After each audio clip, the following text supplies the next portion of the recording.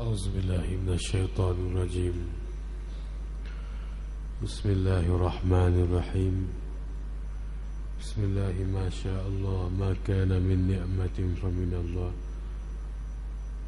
الحمد لله حمدا وشكرا لله، والصلاة والسلام على من لا نبي بعده سيدنا محمد وعلى آله وصحبه ومن والاه.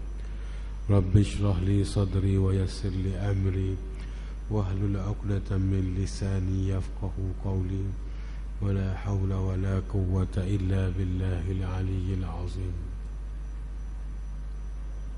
وبعد، السلام عليكم ورحمة الله تعالى وبركاته.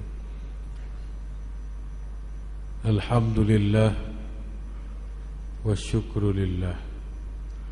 Segala puji bagi Allah Subhanahu wa ta'ala yang telah mengurniakan kepada kita berbagai nikmat.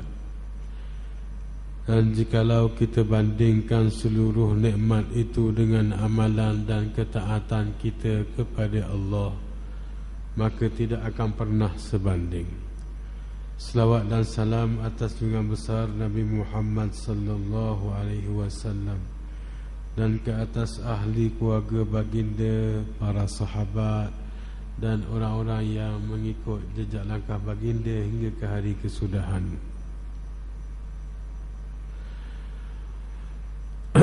Tuan-tuan dan puan-puan yang dirahmati Allah sekalian, pada minggu yang terdahulu kita telah sampai kepada ayat yang ke-197 dalam suratul Baqarah.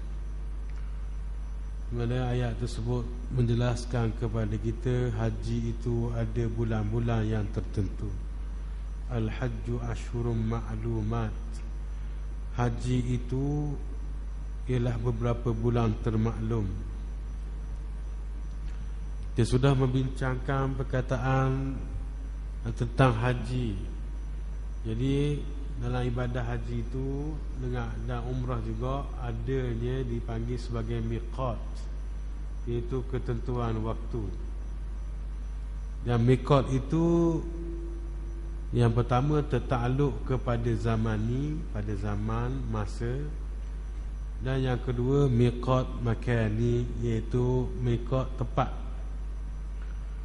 Adapun umrah, miqat dia miqat makani sama dengan haji, tetapi berbeza miqat zamani, iaitu miqat masa berbeza.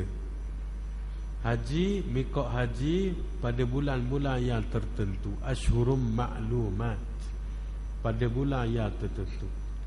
Setelah membincangkan terlebih dahulu pada minggu-minggu yang telah lalu berkenaan perkataan ashhur ataupun syahr. Syahr bererti bulan.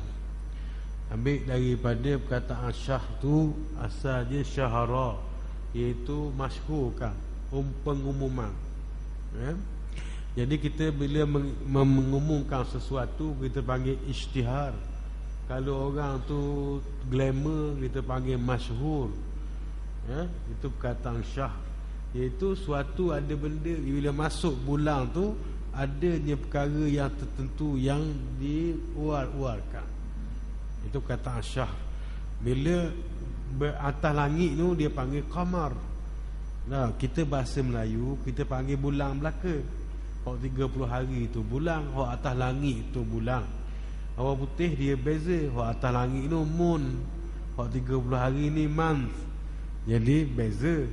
Orang Arab pun beza juga. Hak atas langit tu dia panggil qamar, ataupun pada hak awal-awal tu, hak macam ke sabit sadak tu, dia panggil hillah ataupun hilal. Tapi hak 30 hari tu dia panggil syahr. Jadi 30 hari syahr ni ashhur, asal makna asal dia berkaitan dengan syahara. Perkataan syahara iaitu satu benda yang masyhur, satu benda yang ada benda nak beritahu. Maklumat iaitu tertentu.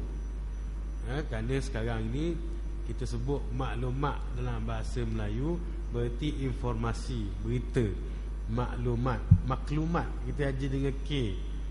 Itu kita agak sedih dengan perkembangan tulisan Jawi. Kerana serta Jawi sekarang sudah lari daripada akar kata bahasa kita. Kalau dulu Fatimah kita aja Jawi pun macam Arab, fa alif ta ya mim termabutah. Fatimah. Fatimah. Itu Fatimah aja dengan ta. Tapi sekarang kita dah aja dengan ta dah. Jawi moden aja dengan ta. Ikut wami dulu baru pergi Jawi balik. Jadi satu hari mungkin maklumat bukan aja dengan ain lagi, tapi aja dengan kaf, jadi maklumat. Makna bukan dengan ain lagi, aja dengan kaf juga makna, seperti mana kita tulis dalam wami. Jadi perubahan pada makna asal dalam bahasa Arab mula berubah. Nah, maklumat tertentu juga maklumat daripada kalimah ilmu. Ilmu kemudian sesuatu yang ilmu makna dia mengetahui. Alimah mengetahui. Bila sesuatu yang diketahui itu dipanggil maklumat. Itu bulan-bulan yang diketahui berkaitan dengan ibadah haji, iaitulah bulan start daripada Syawal sampailah Zulhijjah. Ya, sampai daripada Syawal sampai Zulhijjah. Faman farada fihinna al-hajj fala rafasa. Siapa yang memfardukan ke atas dirinya, yakni sudah berniat untuk melakukan ihram untuk haji, wa ahramtu bihi, dan aku berihram, gitu kita katakan aku berniat nak buat haji, kemudian aku berihram dengannya. Maka orang yang berniat untuk buat haji ni, dia sudah niat, azam, cita-cita, kehendak. Beza tu. Kita ni berazam nak pergi haji, kita daftar tabung haji, kita boleh nombor gelerang. Ada orang boleh 2020, ada orang boleh 2050, ada orang boleh 2100 ke ikut pandai lah, mana-mana dang lah. Tapi itu makna azam nak buat haji, ada cita-cita. Tapi orang yang berniat buat haji siapa dah tu, dah niat dengan ihram dia dah di mikot dah, niat nak buat haji, fala rafasa, janganlah ginete kat orang rumah dia buat naik metal dia. Janganlah berhubungan suami isteri. Rafas artinya berhubungan suami isteri. Hubungan kau ni start hubungan dengan telefon, bukan tu lah, setubuh lah.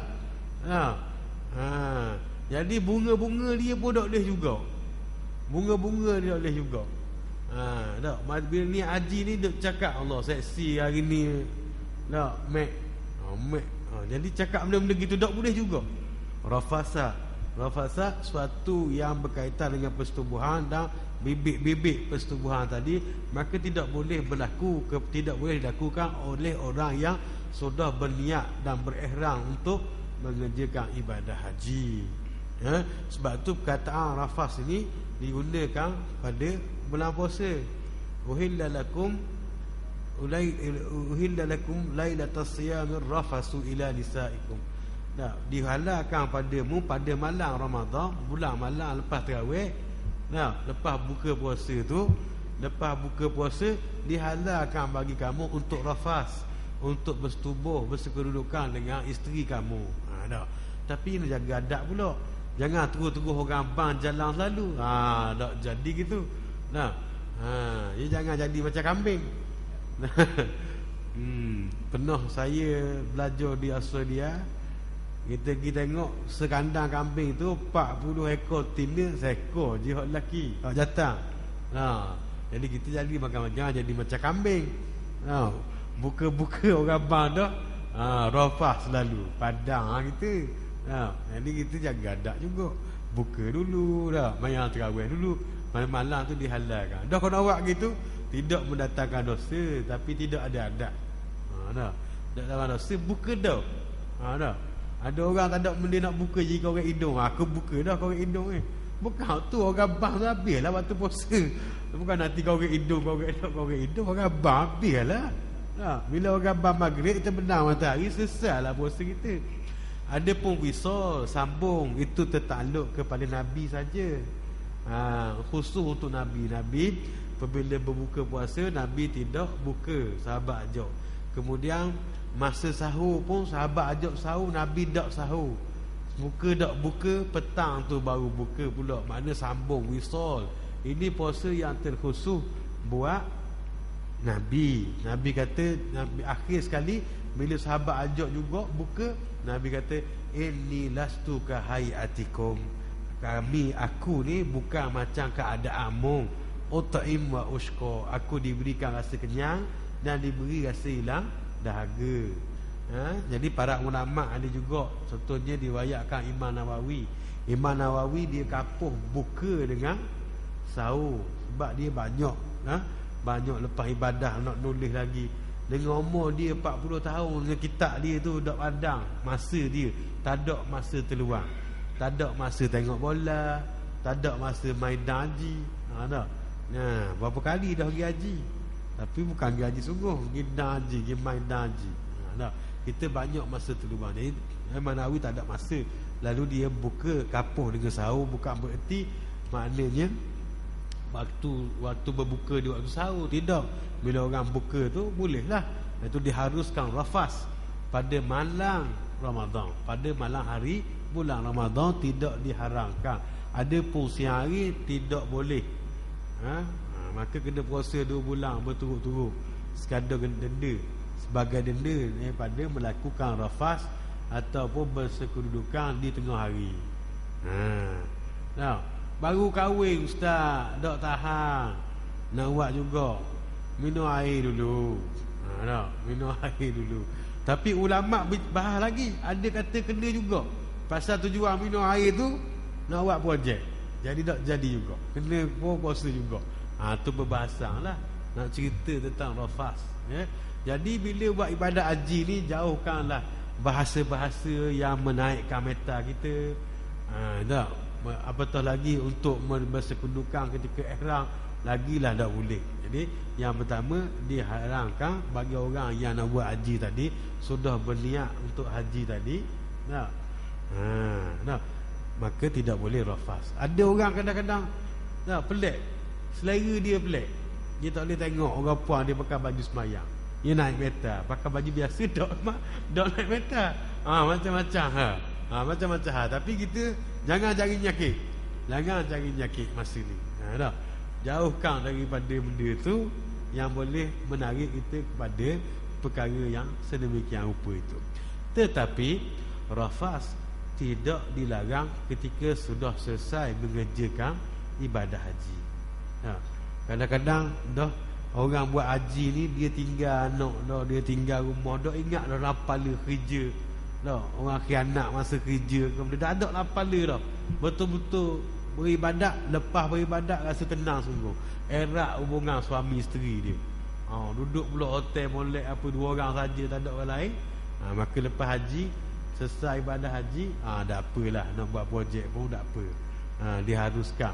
Tapi tidak seperti yang kedua ini. Apa dia yang kedua? Wala fusuqa. Dan jangan melakukan perkara-perkara fasik, perkara-perkara maksiat. Maka ini dilarang dalam haji dan dilarang di luar haji. Adapun yang pertama tadi dilarang dalam haji, tetapi selepas ibadah haji diberikan. Tapi fusuk, iaitu perkara-perkara maksiat, dilarang di dalam haji dan di luar ibadah haji. Bukan kata bila haji sesah dah. Balik kampung, buka pios sekejap, pergi tikar nombor. Pergi tikar nombor. Tak ada ni, bukan kat kita ni, kat lain tu, Uganda tu.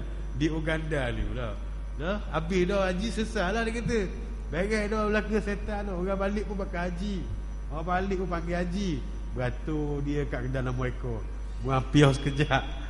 Bila boleh ambil nombor, pakai balik pios. Tak jadi gitu. Pios tu bukan tanda haji dah. Jadi benda fusuk, benda maksiat, benda yang fasik tidak boleh dilakukan juga, bukan dalam haji saja, malah di luar haji. Gitu.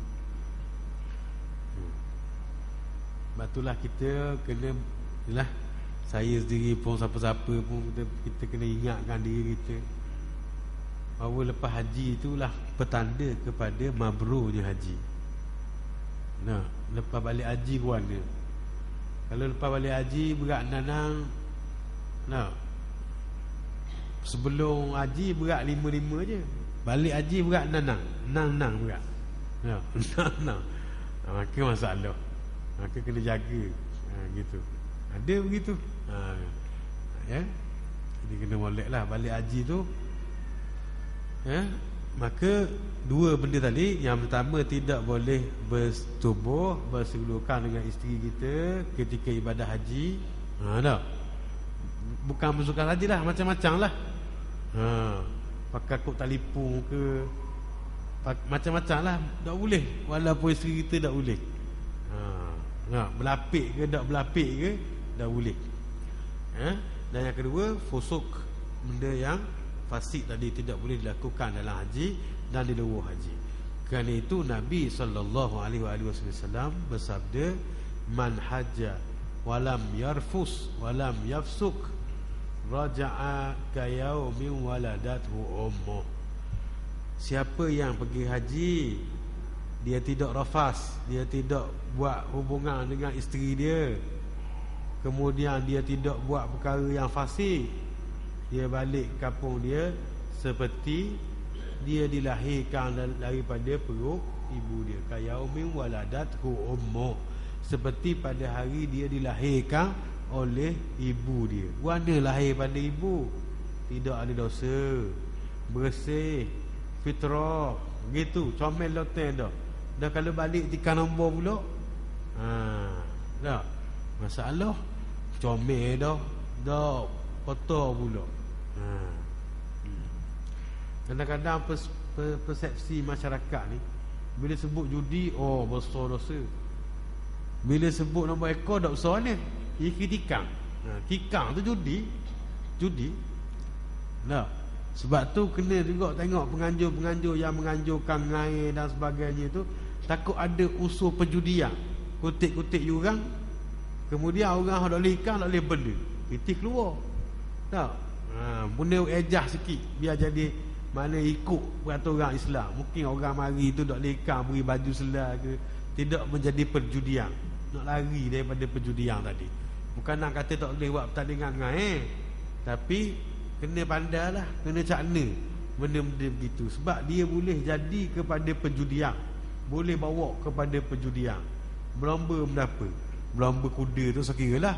Kuda tu memang judi dah. Bukan kuda sungguh tu. Kuda main kuda tu. Tak?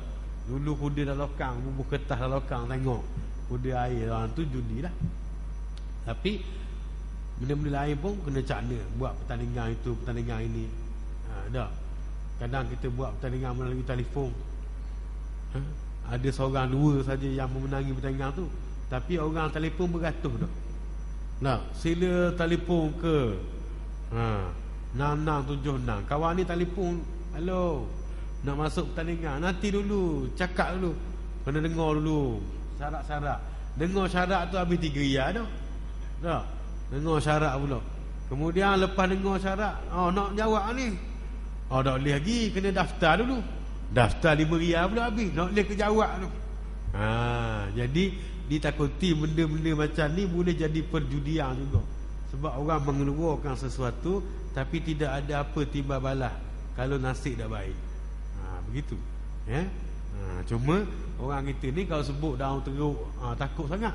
Padahal daun teruk tu kalau tak judi, kalau tak ada daun teruk tu, kalau kita tak judi sekadar main untuk menghiburkan saja, tidak melalaikan waktu solat dan sebagainya, masih lagi perbincangan. Satranj, catur, kalau tidak ada apa ni, tak ada perjudian, pertaruhan wang, orang keterangan panggil tagang, tak ada tagang tu, masih lagi ada ruangan khilaf, boleh tak boleh main. Tapi kalau benda-benda yang nak ampak judi, macam pertandingan ngai, pertandingan tu, pertandingan ni, kadang-kadang kita kena lihat. Kalau orang tu tadi dia keluarkan sejumlah wang, tapi dia balik dengan hampa, maka itu sebahagian daripada perjudian, kena tengok dengan teliti. Saya tidak mengatakan mana-mana pertandingan yang dianjurkan, tetapi perlu kepada penelitian. Tak? Lalu kita masuk tandingan luar saja, 20 riyal sebatang jorak. Tak? Tak boleh benda. Naik ikan pun, ikan seridi pun terlucuk juga. Tak boleh. Ya, dah lah kecil naik terlucuk pula. Tak ada berikan gitu. Maka penganjur pun beri baju t-shirt selah. Boleh. Dia haluskan juga dah. Tapi kalau ni balik apa saja. Sebab tu kalau kena mahal-mahal, sejorang 50 riyal, 2 jorang 100. Tak tahulah. Tak boleh benda balik kosong. Kalau pandai sikit, bawa ikan hidup dalam poket tau. Sakuk je lah. Boleh sagu hati tak apa dah.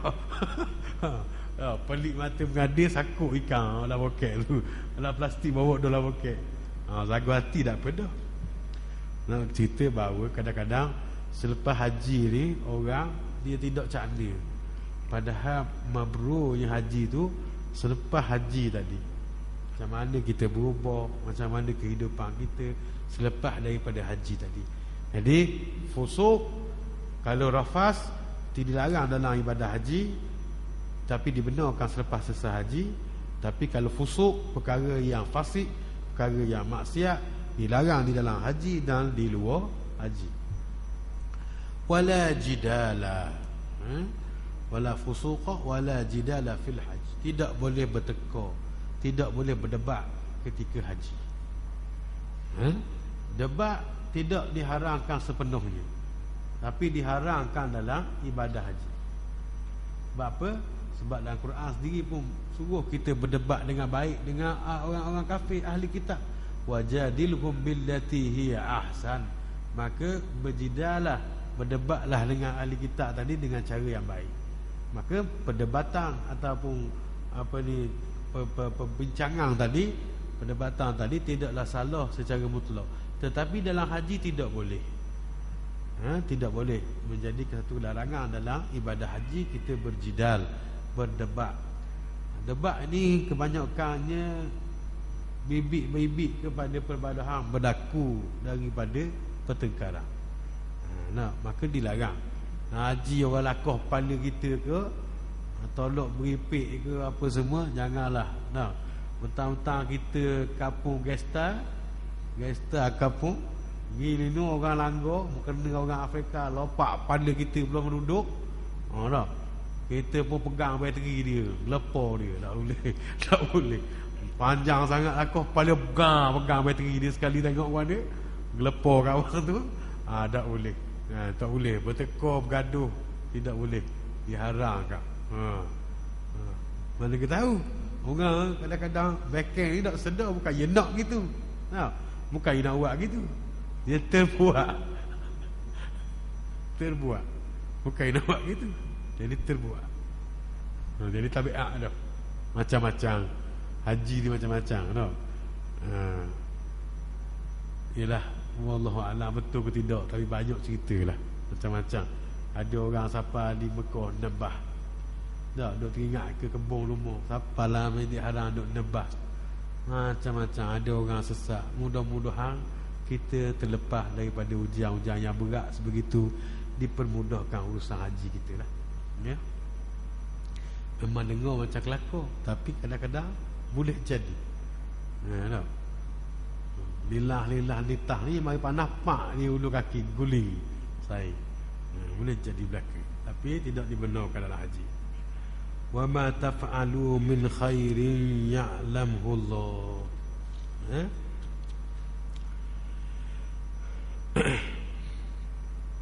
Wa yaf'alu min khairin ya'lamhu Allah. Dan apa jua kebaikan yang kamu kerjakan adalah diketahui oleh Allah. Orang tak tahu. Kalau tak kabul, orang tak tahu kita buat ke tak, kita sama tak dengan opang kita. Kalau kita sama pun orang tak tahu. Kalau tertutup lah, tak tahu. Ataupun kita buat perkara-perkara maksiat, orang pun tak tahu. Tapi bila kita menahan diri kita daripada melakukan perkara tadi kerana keadaan Allah, kerana kesempurnaan ibadah haji, ya'lamuhu Allah, Allah tahu, maka Allah lah yang mengganjarinya.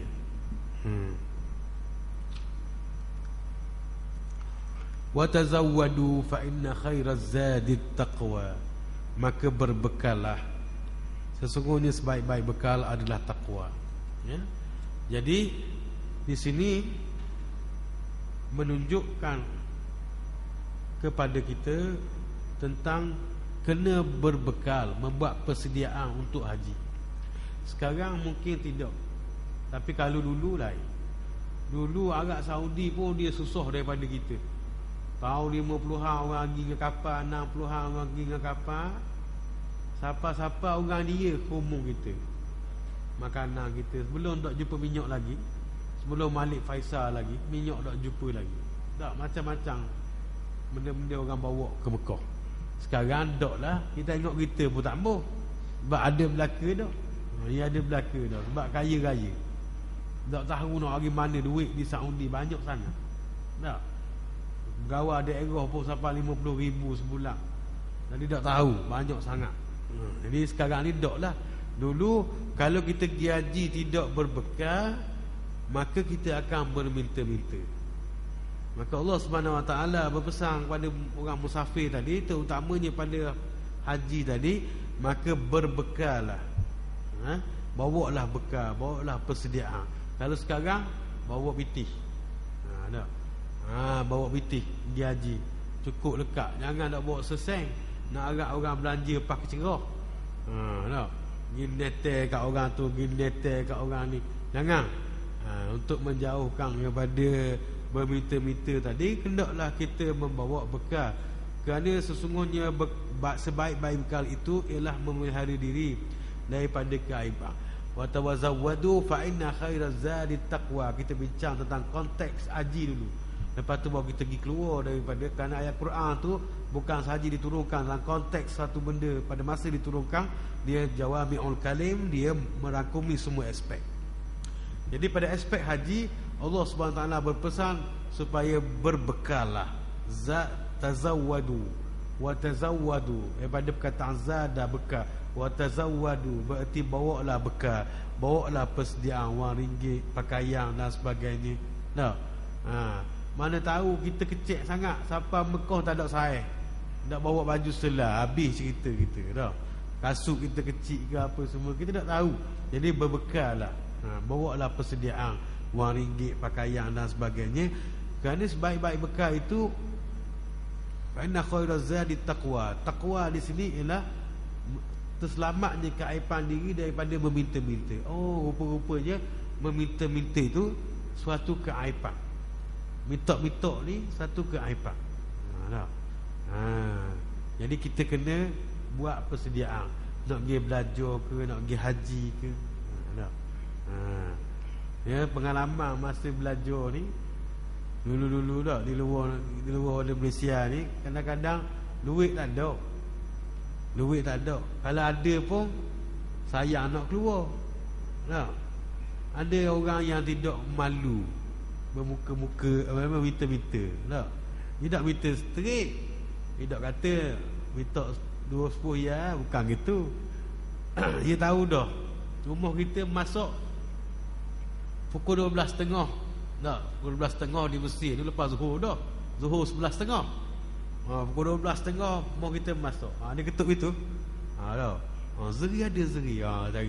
Cari orang. 3-4 hari buat gitu. Lepas tu orang kata, mau asal tengah hari cari orang. Asal tengah hari ketuk rumah orang. Berapa dak cari tengah malam, dak cari petang, tengah hari. Dah. Jadi meminta-minta ni bukan sahaja direct minta sikit, bukan gitu. Kadang-kadang netel. Netel. Macam-macam. Nak macam-macam lah cari orang ni. Dia nak minta-minta orang ni, minta-minta macam-macam. Tak nampak setahun musim buah mari. Mari tak betul alu buah, buat bersih kebun dulu, tebah dulu. Kalau dak wi wadu ya masa cetu. Masa cetu mari. Gitu. Macam-macam lah. Jadi rupa-rupanya meminta-minta ni sama ada secara langsung ataupun tidak merupakan suatu keaiban. Tetapi kalau orang tidak ada arah dah, maka janganlah kita tolak. Kalau kita tak mampu beri pun janganlah kita herdik. Wa ammasaila fala tanhar. Dan bagi orang yang meminta-minta, janganlah kamu herdik dia. Nabi kata kalau mari ke belakang kuda pun, mari kuda pun, maknanya kuda ni BMW lah sekarang ni. Kalau dulu maknanya kalau Hima tu apa ni Kedah tu mungkin Proton ke apa ke tak, Honda ke apa. Kuda zaman dulu kau kereta mewah cuma tak ada kamera Gostang je lah kuda ni. Tapi mana hebat kuda ni kau zaman sekarang kau bukan kuda orang main patah tu, kereta mewah lah maknanya. Mari kereta mewah bitok Nabi larang kita tolak lah. Kalau kita tak ada piti pun kita minta maaf saja atau beri sekadar yang termampu. Ya, jangan kita herdik. Wa ammasa ila fala tanhar. Jadi orang yang pergi haji ni hendaklah dia bawa persediaan, hendaklah dia bawa bekal. Jangan sampai dia meminta-minta.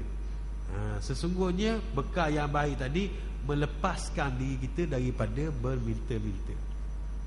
Ya? Ada orang yang pergi, orang kata modal tikang. Ada? Nah, orang Pakistan ada macam-macam. Kita akan jumpa orang yang duduk pun tepi-tepi tu duduk hotel, orang Bangladesh. Itu bukan dia pergi tadi kerana niat dia, kesungguhan dia nak pergi haji tu, dia pergi juga. Tapi kodor dia lah. Dia duduk hotel sebab persediaan duit tu yang tinggi dan sebagainya. Ada, kalau tak silap saya, daripada mana? Daripada Uzbek tau. Bukan Uzbek, kau jalan kaki sampai ke Mekah tu. Daripada mana? Turkistan ke mana? Orang sebelah-sebelah Belanda lah. Jalan kaki. Bukan jalan kaki daripada Besuk ke Putrajaya ni. Jalan kaki daripada tu, daripada apa? Sebelah Balkan tu. Sebelah apa? Turkistan tu lah. Uzbek tu sampai ke Mekah untuk buat ibadah haji. Maknanya nak naik kapal terbang nak mampu, jalan kaki, betul-betul semangat untuk menunaikan ibadah haji. Saya tak tahulah dia nazar dok pergi haji tu, tapi dia memang pergi haji. Mana gitu ni kesungguhan dia ikut kodor masing-masing. Macam orang Bangladesh, dia tak ambil hotel, dia duduk tepi-tepi bukit tu saja, dia selimut begitu saja. Mengikut kemampuan masing-masing. Tapi kena cukup bekal. Jangan sampai pergi sana minta sedekah dan sebagainya. Dia kalau macam berlaku ni, banyakkannya orang-orang di sebelah Afrika. Orang sebelah Afrika bila disapa ke Saudi, kadang-kadang dia siap pasport. Dia siap pasport ni. Sebab apa dia siap pasport? Dia sebab duduk dalam penjara Saudi lebih sedap daripada hidup kampung dia. Penjara Saudi makan nasi mandi. Kampung dia nak jumpa nasi pun payah. Jadi orang Arab ni kadang-kadang dia tak nak beza mana Senegal, mana Kenya. Dia penipan dia, bila siap pasport dah nak hantar balik. Sama dia kena. Sama dia kena. Ni orang Kenya, di Senegal, di Burkina Faso, di Nigeria. Dia kenal sama dia. Tapi kita tengok sama je. Umpama orang Arab tengok orang Melayu dengan orang Indong orang Malaysia dengan orang Indong, tak boleh beza dia. Kita kadang boleh beza.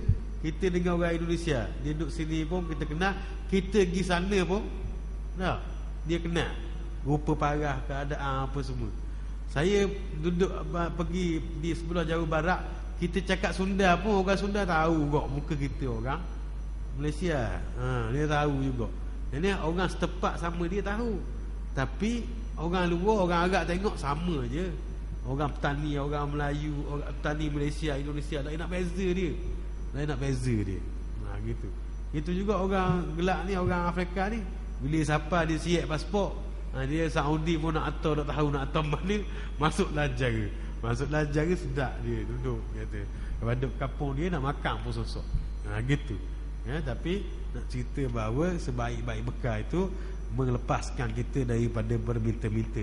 Dan dalam konteks yang luar daripada ibadah haji, wa tazawwadu fa inna khairaz zadi taqwa, bawalah bekal, berbekallah, sebaik-baik bekal itu adalah takwa. Kalaulah kita nak pergi musafir ke Saudi, ke Mekah saja sudah bawa bekal, bagaimana perjalanan kita menuju akhirat? Lebih jauh daripada perjalanan itu, maka sudah terlebih utama membawa bekal.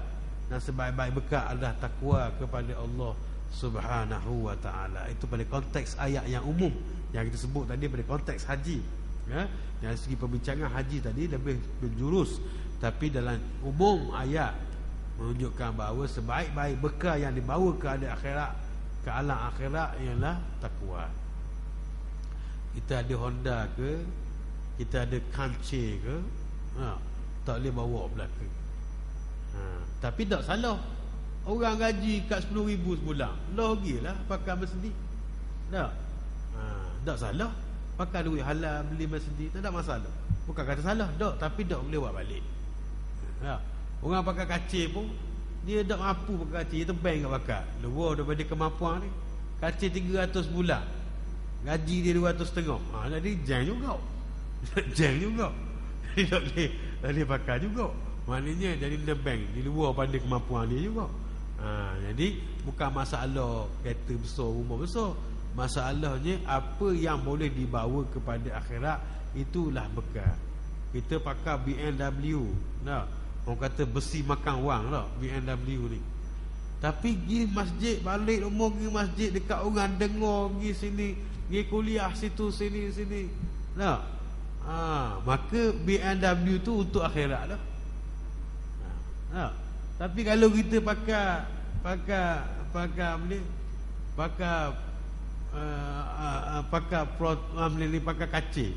kacir pula beli 2,500 patah pinggang. Patah pinggang, latar pun berlubang dah. Tapi buat pergi disko karaoke sama, maka kereta tu jadi dunia. Dia bukan kodok benda tu, tapi mana nak bawa. Nak bawa. Pakai baju murah je baju, tapi riak. Kau pakai mahal tak mau cerita ni. Kau pakai mahal beratus-ratus tu sekiralah mudah riak. Tapi ni beli bandar saja. Beli bandar je 10 riyal. Jenama tu mahal. Tengok orang. Tahu Terengganu ni aku seorang ni baju ni. Riak dak pasal kawan beli dosa. Tak. Ya beli baju 10 riyal pun. Orang beli baju sampai beribu tapi tak 8 le. Tak ada hal. Maka tidak boleh riak. Tidak dapat riak, maknanya seselamat daripada riak. Itu qada tadi bukanlah maknanya benda tadi, tapi bagaimana kedudukan jiwa kita.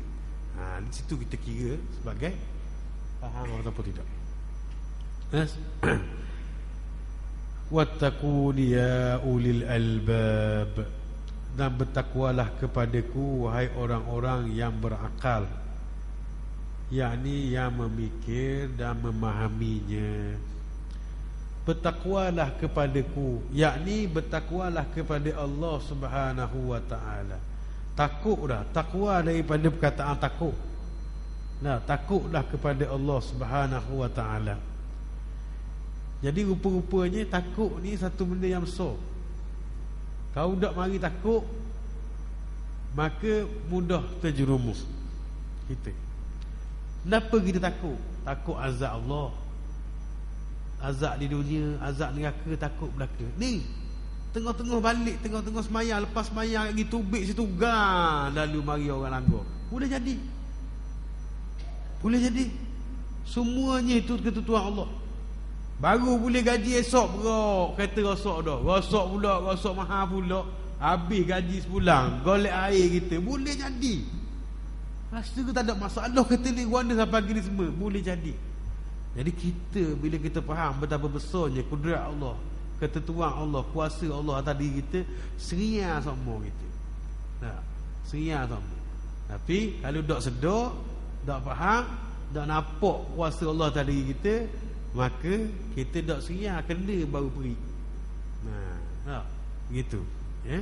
Jadi bertakwalah kepada Allah dengan mematuhi suruhan dan menjauhi larangan. Dah kalau dak rok nak buat Tuhan suruh, tebang dah dak jadi juga. Dak rok nak tinggal Tuhan larang. Allah, aku dak boleh tinggal ni, cuba dah. Jangan juga. Dak. Dak boleh tinggal. Tak boleh tinggal. Aku baru pergi. Hari ni tak mau kata korang, Pak, dah pukul 12 kata dah korang. Jadi juga bertaubat. Sebahagian daripada makna takwa, bertaubat kepada Allah. Pak kita Tuhan beri kita ada sai ni, ayasu ni, nafsu kita ni. Dia best friend Pak Hitam tu setan. Dia best friend ni. Jadi kita ada akal, tapi seringkali hilang pertimbangan. Ni hok cakap ni parok kok. Tak, betul dah duduk sini. Parok kok nak buat apa ni. Tak, jadi jangan tinggal taubat. Jadi lajak melecah, taubat selalu. Dia panggil taubat fauri, taubat segera. Segera kita bertaubat, menunjukkan bahawa keinginan kita kepada Allah, cita-cita kita kepada keadaan Allah tu tinggi. Ulil albab, wahai orang yang ada adanya lubuk sanubari. Tu lub, bukan albab Ahmad albab tu. Ahmad albab tu Ahmad Pitu, ketuk Pitu baru berhenti nangis. Tu Ahmad albab. Ni ulul albab. Ulul albab ni orang yang ada hati. Dan Quran cerita guna ulul albab, allazina yazkuruna Allah qiyaman wa qu'udan wa ala junubihim. Itu orang yang mengingati Allah keadaan berdiri, duduk dan berbaring, dalam pembaringan mereka. Wa yatafakkaruna fi khalqis samawati wal ard, dan mereka berfikir tentang penciptaan langit dan bumi. Kemudian mereka mengatakan bahawa Rabbana ma khalaqta hadza batila, ya Allah, wahai Tuhan kami, tidaklah kamu menciptakan semua ini sia-sia. Subhanaka faqina azaban nar, maha suci engkau ya Allah, maka jauhilah kami daripada azab api neraka. Aqulu qawli hadza astaghfirullah li wa lakum. Wassalamu alaikum warahmatullahi taala wabarakatuh. Allahu akbar.